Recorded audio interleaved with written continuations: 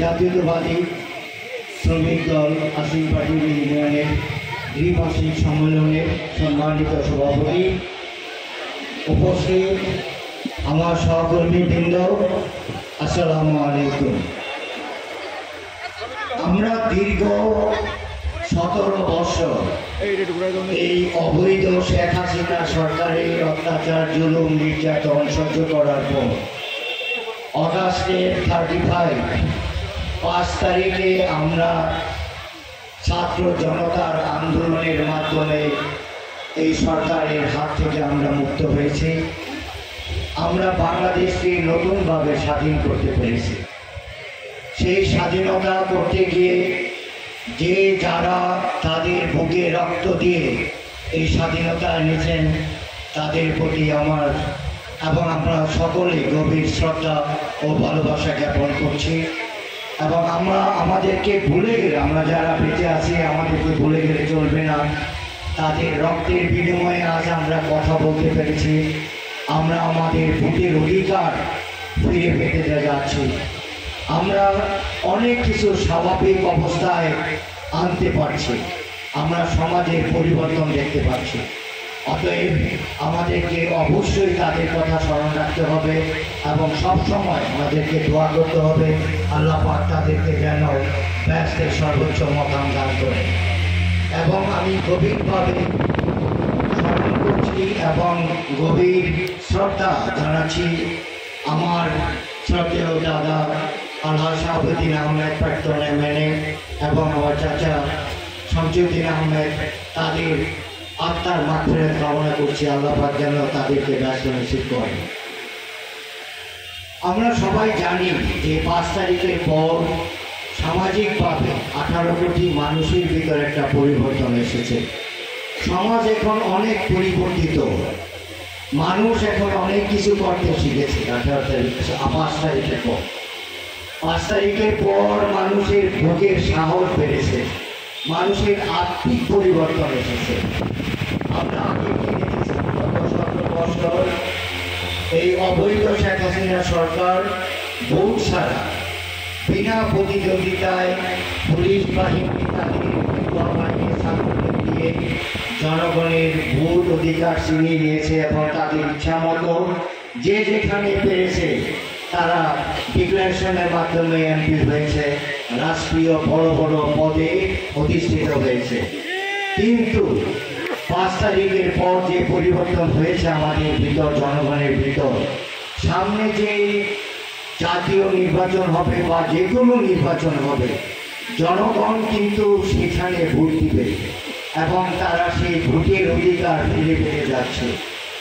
কোনো অবস্থায় জনগণকে আর অবজ্ঞা করা চলবে না।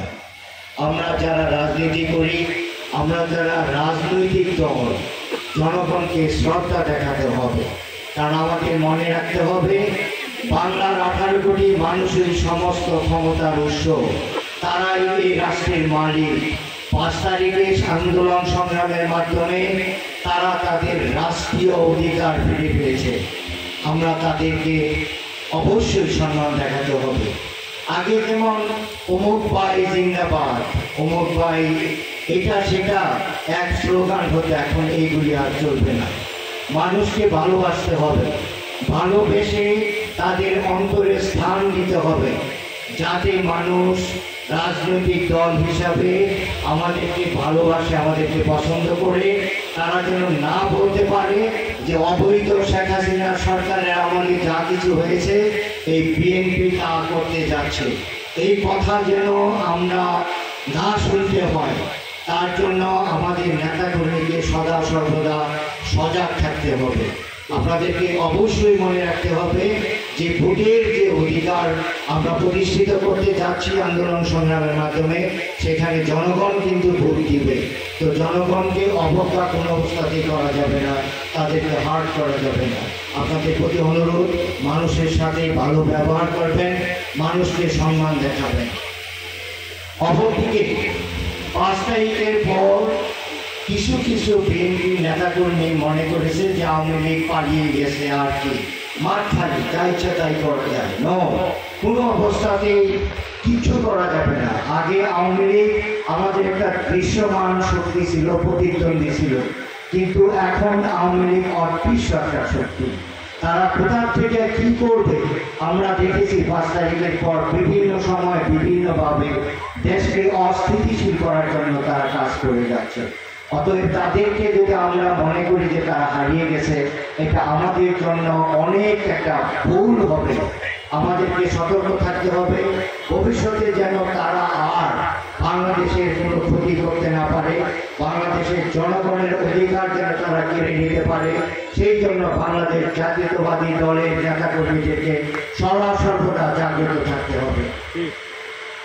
আমাদেরকে মনে রাখতে হবে যে আমরা গত যে সরকার ছিল তখন আমরা বিরোধী দলে ছিলাম, আমরা এখনো বিরোধী দলে। আমরা কিন্তু ক্ষমতা অনেক দূর। আমি যে আগে যে কথাগুলো বললাম যে ক্ষমতা অনেক দূর, সামনে যে জাতীয় নির্বাচন হবে সেই নির্বাচন কিন্তু স্বচ্ছ হবে, মানুষ জনগণ ভোট দেবে। অতএব সেই যারা ভোটের বাড়ি তাদেরকে যদি আমরা মন জয় করতে না পারি তারপরে কিন্তু আমরা হারিয়ে যাব। কারণ আমাদের বিপরীতে আগে আওয়ামী লীগ ছিল অনেক দল যারা ঐক্যবদ্ধভাবে আমাদের এগেনস্টে কাজ করবে, তারা ঘরে ঘরে যাচ্ছে।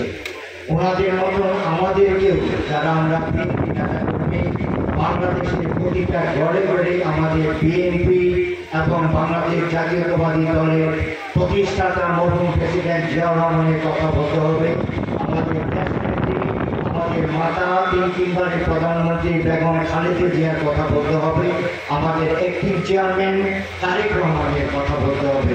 তারা যেভাবে ইনস্ট্রাকশন দিচ্ছে সেই সমস্ত কথাগুলি জনগণের মাঝে ছড়িয়ে দিতে হবে এবং তাদেরকে বোঝাতে হবে একমাত্র জাতীয়তাবাদী শক্তি যে শক্তি এই দেশকে রক্ষা করতে পারে, এই দেশের স্বাধীনতা রক্ষা করতে পারে, এই দেশের মানুষকে ভালোবাসতে জানে। অতএব আমাদের কোনো অবস্থাতেই ভুললে চলবে না। জনগণের সমস্ত ক্ষমতার উৎস। আমি বারবার এই কথা রিপিট করতেছি এই জন্য যে আমাদের কিছু নেতাকর্মী আছেন যাদের ব্যবহার এবং খুব খারাপ। তারা হয়তো মানুষকে মানুষ মনে করে না। তাদের ভুলে গেলে চলবে না যে জনগণ আগের মতো নাই। আপনি একটা অন্যায় করবেন, তারা প্রতিবাদ করতে শিখেছে, এখন তারা ঐক্যবদ্ধভাবে প্রতিবাদ করবে, আপনি তাদের প্রতিবাদের মুখে হারিয়ে যাবেন। বারবার আপনাদের মনে রাখতে হবে যে কোনো অবস্থাতে আমরা যেন জনগণের প্রতিদ্বন্দ্বী বা প্রতিপক্ষ না হই। তাদেরকে ভালোবাসতে শিখুন, তার ভালোবাসার মাধ্যমে যেন আমরা সামনে যে জাতীয় নির্বাচন হবে সেই নির্বাচনে আমরা জয়যুক্ত হতে পারি। বিএনপি অনেক বড় একটা দল, অনেক ছোটোখাটো প্রতিদ্বন্দ্বী থাকবে, অনেক ছোটোখাটো উপগ্রুপ থাকবে। তাদেরকে আপনারা মানে তিরস্কার বাই করবেন না, কারণ তারাও বিএনপি করে। তো তাদেরকে বোঝানোর চেষ্টা করতে হবে যে আমরা যদি ঐক্যবদ্ধ না হই তাহলে আমরা আরেকটা জিনিস আমরা সবসময় দেখতে পাই যে জনগণ যেভাবে আগে এই অবৈধ শেখ হাসিনা সরকারকে ঘৃণা করেছে, আমাদের কিছু নেতাকর্মীর ভুলের জন্য 5 তারিখের পর থেকে আমাদের তো কিছু কিছু জায়গায়, বাংলাদেশের কিছু কিছু জায়গায় তারা দখল, চাঁদাবাজি এবং যারা হিন্দু সম্প্রদায় বা অন্য কোনো সম্প্রদায়ের জায়গা জন্য দখলের চেষ্টা করেছে। আপনাদের প্রতি আমার অনুরোধ থাকবে, ফুলবাড়িয়াবাসীর প্রতি আমার অনুরোধ থাকবে, কোনো প্রকার চাঁদাবাজি, কোনো প্রকার দখলদার বা মানে যারা হিন্দু সম্প্রদায় বা অন্য যে কোনো সম্প্রদায়ের লোক আছে তাদের বাড়িঘর, দোকানপাট কোনো অবস্থাতেই হস্তক্ষেপ করবেন না বা দখল বা তাদের প্রতি কোনো প্রকার প্রেশার করবেন না। তারাও বাংলাদেশের নাগরিক, আমাদের মতোই তারা বাংলাদেশের নাগরিক, তাদের অধিকার আছে এই দেশে বসবাস করার জন্য।